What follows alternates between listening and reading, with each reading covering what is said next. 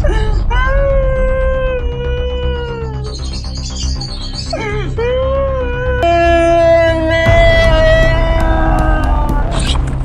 mo mo.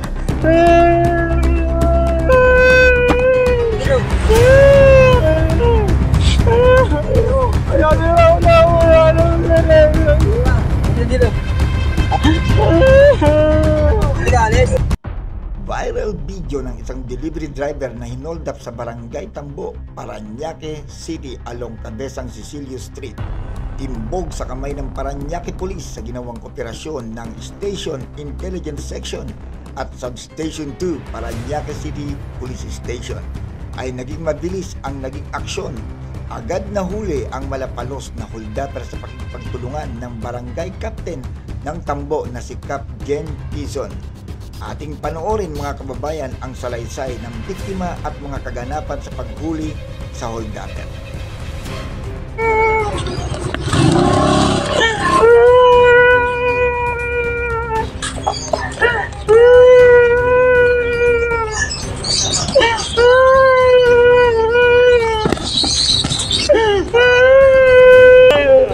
Tangin ako?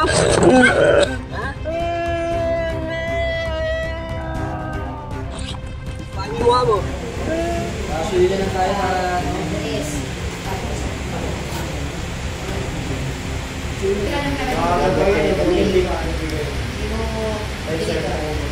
Pero sir, yung ano sa'yo, ilan silang dumayo sir? Isa lang muna sa akin pero may local kasi nag-kausap siya bago nangyari yung yung kinakausap natin, pinakapasok ako sa screen nila. Hindi ko siya, sabi ko, boss, hindi mo na papasok dyan, wala naman ako deliver din eh. Tangina mo, pumasok ka dito. Tapos sinabol na ako. Tapos pag-habol sa akin, natukan na ako ng pilot, nagasapak na ako, tapos pinukuha siya. Hindi ka na lang pumalag sir, hindi ka na Hindi ako pumalag kasi unang-una sinapak niya na agad ako eh, tapos nahilo na ako, tapos nakita ka sa akin dito eh. Buti nga, medyo agap ako, nag-video ako kasi alam ko na nangyari, nag-video na ako nun.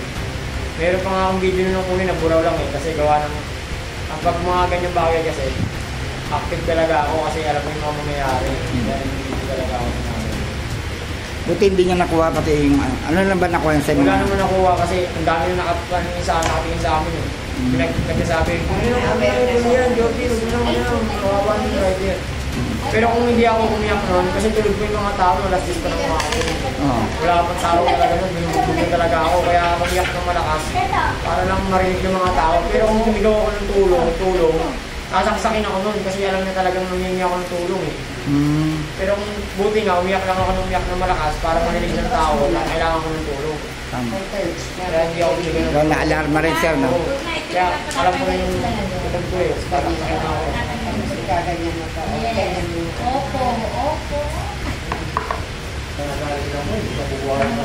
Ano po sa akin dito eh. Bubuharan namin na ako, buti ka ako, hindi tinutuloy. Tao talaga ako, hindi talaga. Hindi ka bubuhayin na ito, sobrang haba nito. Mapakalo lang.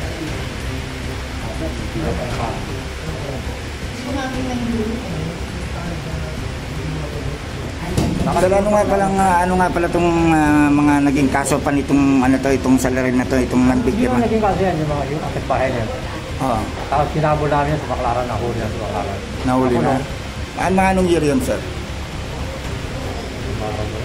Parang ano yun. Bago-bago lang din. Hindi, mga year 2000. 2000. Ganun yung ano. Pero nakalabas dahil yung suple na dyan, pumunta lang ibang bansa.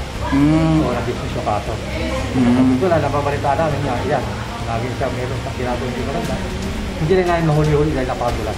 Yun lang ang pinakakaroon ng update na naibigay ko sa... Kasi magat pag nireklamo na siya, tayo dito, yun. Pag pinupuntahan dyan, nabaabot. At talagang... Magulat. Buti ngayon, nakakuha rin. Talagang talamak na talaga itong kalukuhan itong ano na to. Mula nung nakulong yan, hindi siya may-eksena eh. Nung nakalabas, yan ang may-eksena siya. Nag-i-strike ulit siya. Maraming siyang pinapas, maraming nagpupunta sa Blackchat, pinapas yung kanilang bahay. And then, meron siya inaagaw mga cellphone, kung ano. Isa sa mga tawag namin yung time na may inigawan dyan, siya yung nakita tumatalok ako sa pugat bago yun. Tantangan namin, kaya kasi mayroon kami sa CCTV. Nung makita lang diretso namin, siya yung sumakako. Kaya lang, hindi nagpo-complain yun kasi Chinese. Yun ang mga kaso yung wala nung lumaya yan. Yan ang mga kaso yan, mga nakaw.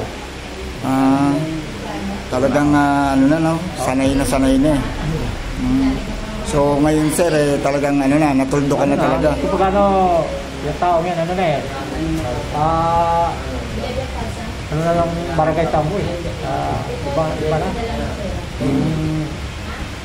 Ang pagkatao niyan, hindi mo sasabihin ka lang mabuting tao. Hindi naman marami na siyang ginawang tao. Wala namang nagdadrugs din kaya malakas. Siguro hindi ko alam kung nagdadrugs yan kasi malaki mo yan. Wala siyang issue ng mga report sa inyo sa barangay na adik o ano, puro pag nanakaw lang po talaga, no? Nakaw, pamagbahay, ako bahay. Kaya yung tukol sa drugs, lalo mga kami nakaw. Pero dati marami na talaga nagko-complain po dyan. Parang nag-ano sila, nagpapaplatan lang kanina, iko-complain mo. Hindi mo papapadal, wala naman dyan, hindi mo mapakita. Ang ginagawa ng mga iko-complain. Hindi sila nagsasabi na yung tao talaga sabay-sabay, hindi yung hitsura ng tao na dinidiscard nila, pasit na talagang yun ang kaya ang gawin ako na, nagpapaplatan lang sila. Itong mga nakaraang week lang, pinasok yung bahay nila, nakuha sa gamit at saka 10K na nakuha. Hindi naman, huling. Salamat po sir.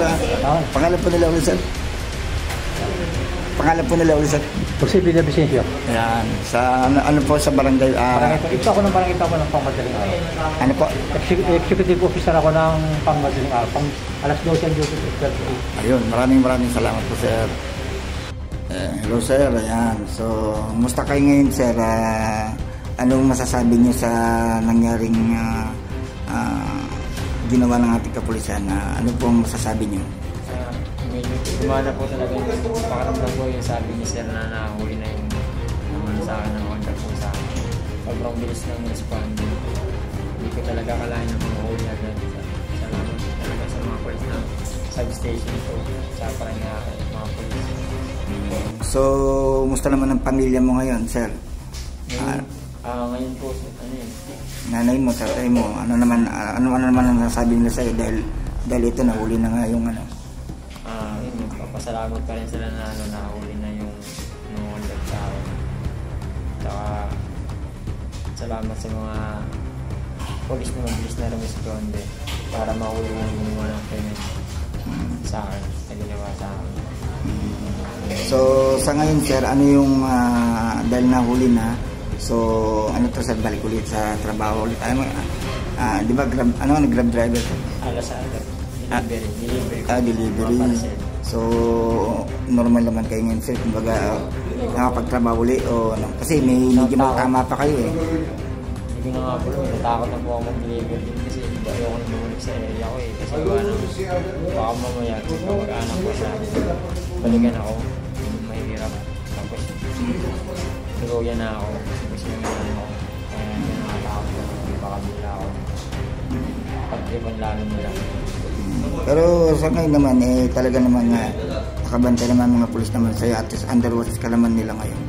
So anong panawagan mo sa mga kababayan natin na naka-witness dun sa nangyari at katulad ngayon magugulat sila ngayon dahil nahuli na. So may mensahe ka ba sa mga kababayan natin na maraming salamat sa lahat ng mga nag-share at saka nag-comment para lang mahuli yung lover. Salamat sa lahat na nag-share. Nabigyan ng action yung nangyari sa akin pangungulag at in-discipline report.